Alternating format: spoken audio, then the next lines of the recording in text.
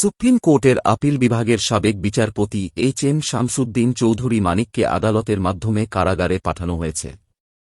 শনিবার বিকাল 4:10 সিলেটের জুডিশিয়াল ম্যাজিস্ট্রেট 1-এর আলমগীর হোসেনের আদালতে হাজির করা হলে তাকে কারাগারে পাঠানোর নির্দেশ দেন বিচারক।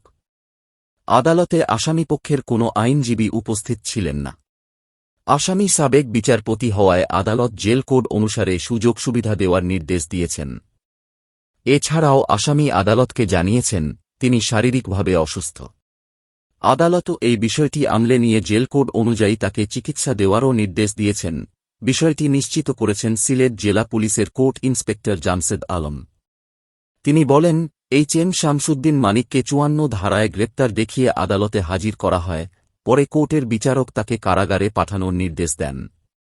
প্রত্যক্ষদর্শীরা জানান, সাবেক বিচারপতি মানিককে আদালতে হাজির করার সময় অনেকে তার দিকে ডিম ও জুতা নিক্ষেপ করেন।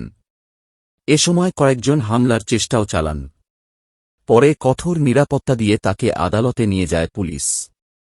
প্রসঙ্গত, শুক্রবার দিবাগত রাত 11:15টার দিকে সিলেটের কানাইঘাট উপজেলার দনা সীমান্ত দিয়ে অবৈধভাবে ভারতে পালিয়ে যাওয়ার সময় সাবেক বিচারপতি মানিককে আটক করে বিজিবি। পরে শনিবার ভোরে সিলেটের কানাইঘাট দনা সীমান্ত বিজিবি ক্যাম্পের সদস্যরা তাকে কানাইঘাট থানায় হস্তান্তর করেন। তার বিরুদ্ধে মামলা হয়েছে বলে জানিয়েছে পুলিশ।